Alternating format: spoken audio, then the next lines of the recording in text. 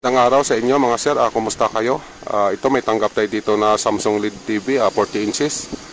Sabi ng may-ari nito wala daw itong power. Ito mga sir, patuloy lang tayo sa pagsishare sa ating mga ginagawa bilang repairman, lalo-lalo na sa ating mga newbie at ganoon din sa ating mga customer na kung sakali may ganito silang gamit na ganito din ang sira, ayan, kahit paano magkaroon sila ng idea. Ito bago natin buksan, plug in muna natin. Ayan na, naka-plug na. Dito tayo sa baba sa indicator light. Ayan mga sir, wala tayong matanaw na kulay red. Dito sa kanyang indicator light, dito na area, wala tayong makita. Ayan mga sir, confirm na natin ito na wala talaga itong power. Ayan, alamin natin. Buksan ko lang.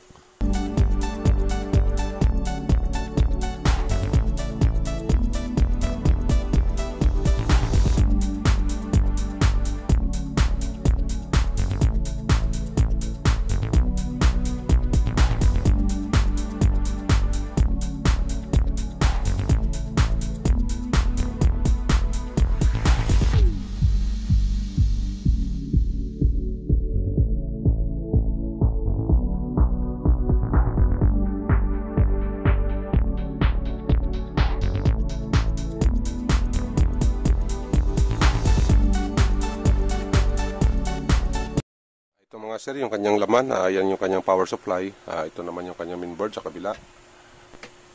Ayan mga sir, yung kanyang mainboard ito. Ayan ay yung kanyang, ito may ginamit siya na T-con, ayan. Ayan nakasarado, may takip. Dito tayo mga sir, balik tayo dito sa kanyang power supply kasi ito naman yung gagawin natin kasi ito nga wala itong power. Ayan, dito tayo mag-focus sa kanyang power supply. Ito mga sir, magsukat tayo dito sa kanyang electrolytic capacitor na ang value nito nasa 450 volts, 100 UF. Bali dalawa yung ginamit niya. Ito kasi kanina nasaksak natin ito, nagtesting tayo. I-check muna natin ito, baka may karga ito o may charge. Ang gawin lang natin dito, itong ating negative na panukat, dito lang sa negative na portion. Tsaka yung positive natin doon sa kabila. Ganito lang mga sir, ayan ayan, may reading tayo dyan na 278 volts. Ibig sabihin may karga ito. Ang ibig sabihin din pagka may karga ito, okay yung ating EC line. Ito, yung EC input natin okay ito. Okay din itong fuse na ito kasi nga nakakapasok yung supply dito. At ganun din itong ating 4 pins na diode, okay din ito. Ang pangalawang gawin natin dito, try natin magsukat sa kanyang secondary para malaman natin kung may shorted doon kasi nga hindi nakakapasok yung ating primary. Ito lang yung gagamitin natin, yung ating analog na multimeter. Iset lang natin ito sa times 1. Ayan mga sir, ang gawin natin dito sa secondary, ito unahin natin i-reading yung kanyang mga diode na ito na malalaki. Kasi itong mga diode na ito yung kanyang mga supply. Dito dumadaan ang supply galing dito sa chopper transformer papuntang electrolytic capacitor. So ang gawin natin, i-reading natin itong mga diode na ito. Umpisahan natin dito. Ito, forward bias tayo. Ayan, reverse natin. Ayan mga sir, may konting reverse. Konti lang. Dito tayo sa kabilang diode. Ayan, yung kanyang reverse, forward tayo. Ayan, okay naman. Ayan, walang reverse. Dito tayo sa kabila, forward tayo. Ayan, may forward, reverse tayo. Ayan, wala siyang reverse, kahit kunti. Ayan, wala. Dito tayo sa kabila. Dito tayo sa reverse. Ayan, wala siyang reverse. Forward tayo. Ayan, may forward siya. Ito mga sir, parang duda ako dito sa isa na ito kasi may reverse ito na kunti. Baka may problema ito. Ayan, ang gawin natin para sure tayo, baklasin natin itong pinaka power supply niya, tapos ihang natin itong diode na ito, i-reading natin ng mga 1 key para ma-determine natin kung may leak ito. Ayan na mga sir, tanggalin ko lang. Ayan mga sir, kinalas muna natin yung power supply niya at saka yung pinaka body niya, andun ilagay muna natin, dyan muna. Kasi nga ang may problema nito yung kanyang power supply, doon naman kasi di kita maka-trouble doon dahil nga metal yon. Dito lang tayo, ito kasi plastic ito. Ito na yung kanyang power supply, kinuha natin doon. Dito tayo mag-focus. Ito nga pala mga sir, nahang ko na yung pinagdudahan natin kanina, pero yung parts kasi hindi natin ma-accurate ang reading. Pag halimbawa na nakakabit sa board, kailangan talaga ihang natin kagaya nito. Pagkatapos i-reading natin para ma-accurate natin yung reading kung itong abay may problema o wala. Ito mga sir, nakahang na ito. Ito yung pinagdudahan natin kanina. Ayan na, nakahang. Ito yung ating multimeter. Set lang natin ito sa DC volt. Sa diode mode pala. Ayan mga sir, naka-diode mode tayo. Ito, nakahang na yan. Sukatin natin.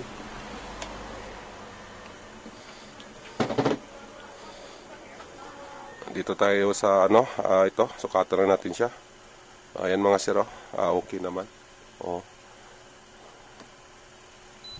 Ayan, yan yung kanyang reading.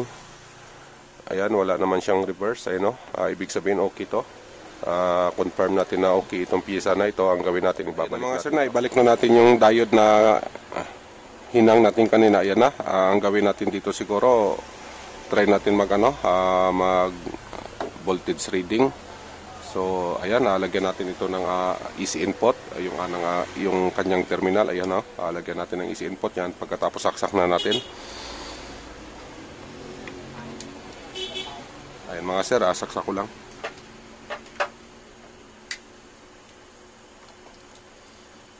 Ayan na, nasaksak ko na. Dito, tingnan natin yung kanyang AC input. Lipat lang natin sa AC kung nakakapasok yung AC natin. Ayan mga sir, dito tayo sa 4 pins na diode. Ito mga sir, yung gawin natin ito, sukatan natin to. Ma-determine natin kung pumapasok yung AC natin kasi nga itong filter capacitor natin, itong filter capacitor natin, hindi pa natin ito na-discharge, may karga pa ito. Dito tayo, checking tayo sa AC line niya kung normal yung pumapasok na AC. Dito sa 4 pins diode lang tayo mag-reading. Dito sa pinakagitna na, ito kasi 4 pins ito, yung sa pinakagitna na dalawa, yun yung susukatan natin. Yung ating multimeter ay nakasit na yan sa AC.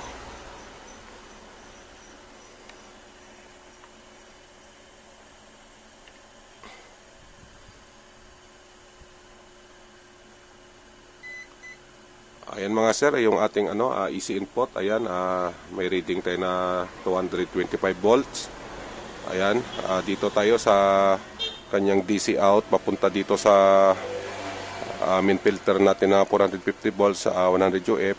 Tingnan natin yung kanyang output na papunta dito sa kapasitor na ito. Ayan, iset lang natin ito sa DC mode, yung ating multimeter.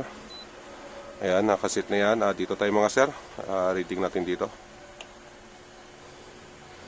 Ayan, may reading tayo na, ayan 305 volts, yung ating DC output, papunta dito sa main filter capacitor natin, itong dalawa na ito. Dito, sukatan din natin dito, para may pakita ko lang sa inyo. Ayan mga sir, may 306 tayo, dito sa kabila.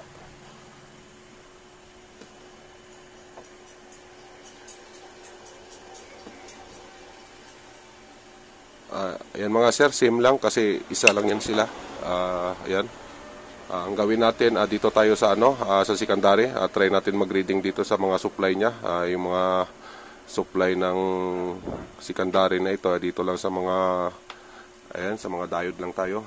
Set natin ito sa, ayan, DC volt pa rin tayo. Dito tayo mga sir. Ito yung kanyang 5 volt. Ayan, wala tayong reading dito. Dito sa iba na diode. Ayan, 16 volt. Ayan, 16.5. Ayan mga sir, wala pa. Ayan, yung 5 volt natin, wala. Ayan, wala tayong 5 volt na reading.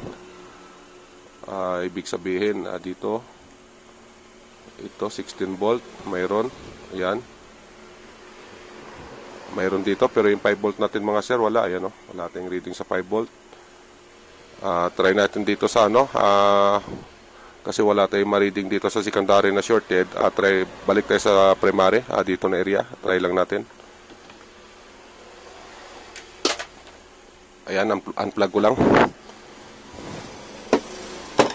Dito mga sir, kasi dito tayo sa primary mag-trouble, try natin i-discharge itong filter capacitor. Pero bago natin i-discharge ito, sukatin muna natin kung gaano kalakas yung karga nito. Ayan mga sir, malakas pa rin yung karga kahit naka-unplug na ito. Ayan, may reading pa rin tayo na 304 volts. Ang gawin natin dito, i-discharge natin ng yung lang siguro natin, yung soldering iron, kasi delikado tayo pagka gumawa tayo dito na may karga ito, delikado tayo. So ang gawin natin, i-discharge muna natin yung capacitor niya, itong pinaka main filter. Yung gamitin natin pang discharge, itong panginang natin na dito tayo sa kanyang ito plug, dito tayo sa main filter capacitor, discharge natin yung karga na 304 volts. Yan mga sir, ganyan lang mag-discharge dito sa kanyang main filter, dito lang. Ayan discharge natin yan. Yan siya, ito discharge natin yung isa, ito.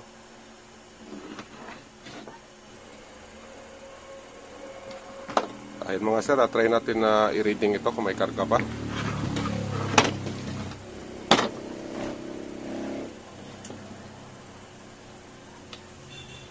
Dito pa rin tayo sa kanyang DC mode.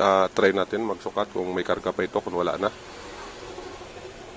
Ayan mga sir, 1 volt na lang.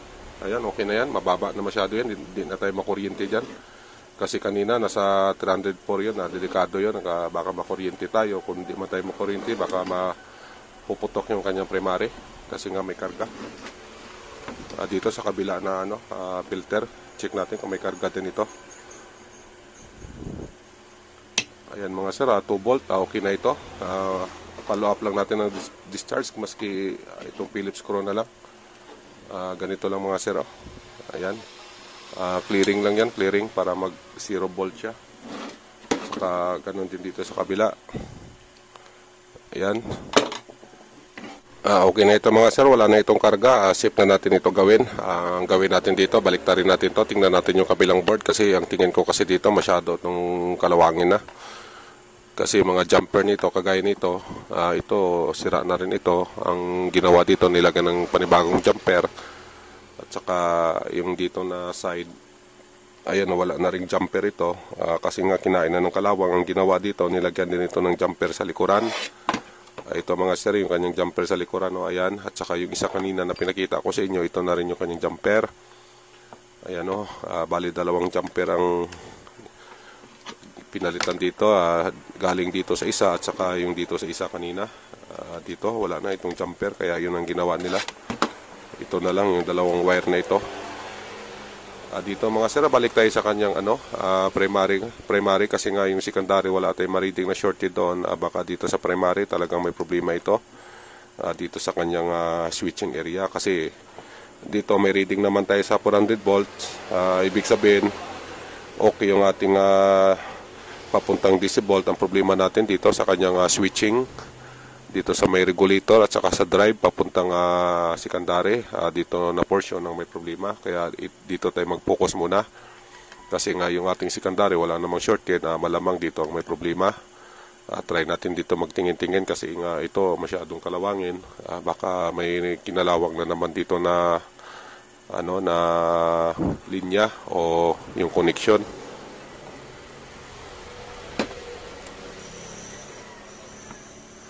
Ayan mga sir, dito sa taas, ito, parang duda ako dito.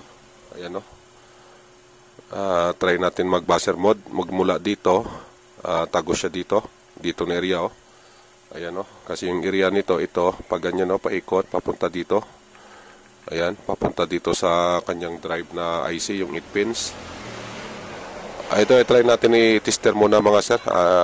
I-ano natin ito, buzzer mode. Ito na mga sir, naka-buzzer mode. Naka-buzzer mode na yung multimeter natin. Ito, check natin. Ayan. Dito mga sir, check natin yung line na yung linya na nakita natin.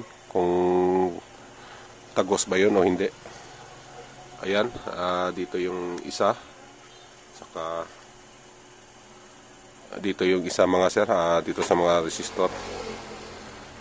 Ayan mga sir, walang buzzer ibig sabihin itong line na ito, ayan putol yan.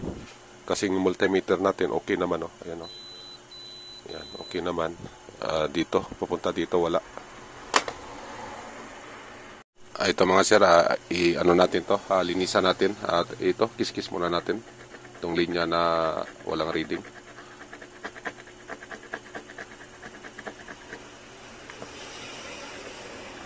Ito mga sir, putol to eh. Ayan mga sir, putol talaga. Ayan o.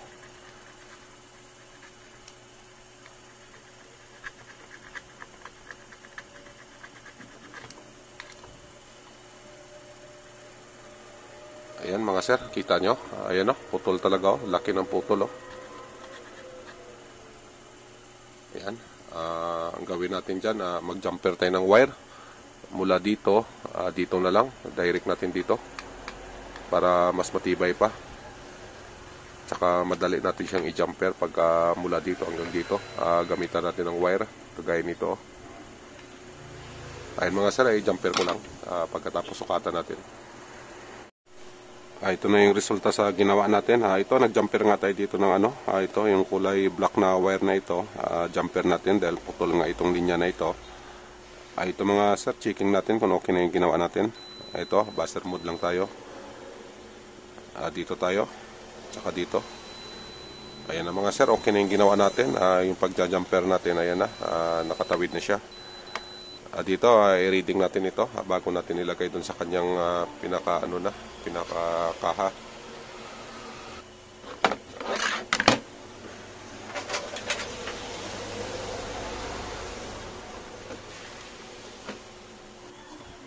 Ito mga sir, set lang natin yung ating multimeter. DC volt tayo. Ayan mga sir, naka-DC volt tayo. Ang gawin natin, dito na tayo mag-reading sa secondary. Para malaman natin kung yung gawa natin yun lang ba talaga ang sira. Ito mga sir, plug-in ko lang. Ayun na mga sir, naka-plug in na. Dito reading natin yung ni-reading natin kanina na walang voltahe. Itong ating negative line dito lang din sa kanina na inano natin dito. Tsaka dito sa diode na ito kung may reading na ito. Ayun na mga sir, may reading na siya, 5 volt. Dito tayo sa iba. Ayan. 13 volts, 13.3. Ayan, supply sa mainboard.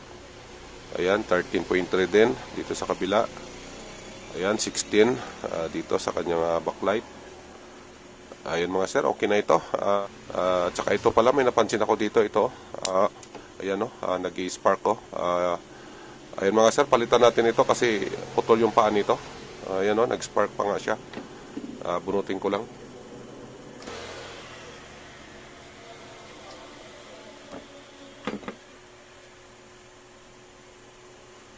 Ito na mga sir, napalitan na natin yung capacitor ng backlight niya. Ito yung sa kanya. Ito naman yung value nito. Nasa 350 volts, 22 UF. Ayan mga sir, 350 volts, 22 UF. Yan. Wala tayong mahanap ng ganito. Ito na lang nilagay natin. 200 volts ito. Ayan mga sir, yung pinalit natin na capacitor. 56 UF, 200 volt. Yan. Ito, testing na natin doon sa ano niya, doon sa unit. Testing natin dito sa unit kung okay na ba. Sana yun lang ang problema. Ito na mga sir, naibalik na natin. Ito, ilagyan natin ng EC cord to. Ayan, EC input niya. At saka, ito, unahin muna natin yung backlight niya. Alamin muna natin kung okay itong power supply natin. Malaman natin mamaya yan kung lalabas yung kanyang backlight. Ipahuli na lang natin to, itong papuntang mainboard. Yan na muna, ito lang muna i-plug natin yung kanyang backlight. Ito, plug-in natin, try natin kung lalabas yung backlight dito. Dito mga sir, abangan lang natin dito sa butas na to. Ayan mga sir, umilaw yung backlight. Ayan no. Ibig sabihin yung power supply nito okay na, yung ginawa natin. Unplug ko lang. Ito, lagay natin yung kanyang mainboard. Ayan no. Ayan, yung kanyang mainboard. Ito na rin yung ating indicator light. Reading na rin ito. Ito kasi kanina walang indicator light. Ngayon testing natin kung lalabas yung indicator light nya. Ito mga sir, plug-in lang natin tong mainboard nya. Ayan. Tapos, ito, plug-in natin ulit. Dito na tayo mag-abang. Dito sa kanyang indicator light. Ayan o. Abangan natin dito kung lalabas yung kulay pula.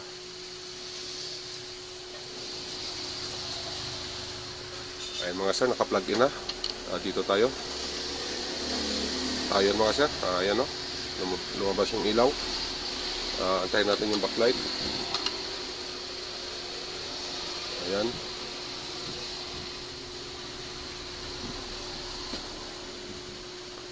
Ayan mga sir, umilaw na yung backlight. Ayun o.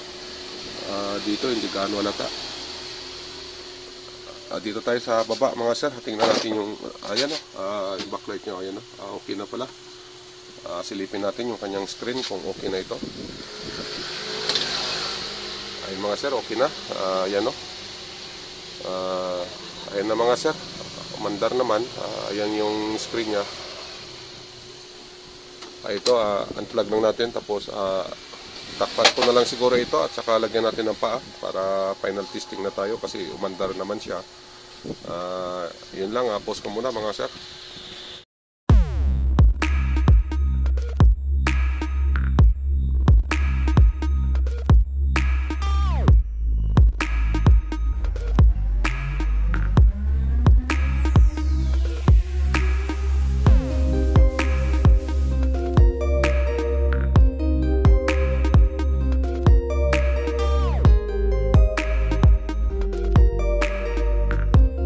Sir, final test tayo. Yung cable nga pala natin nasa likuran na rin.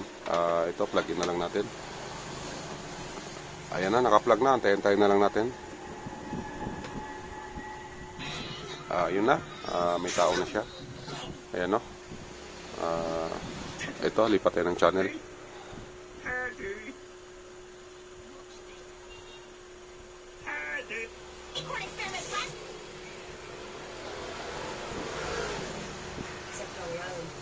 Ayan, okay na yung channel niya. Dito tayo sa sound niya. It's fascinating, but it's all true, and and here we are. So this whole environmental eco-living. Ayan, okay na rin yung sound nito. Yan, nagawa din natin ang unit na ito.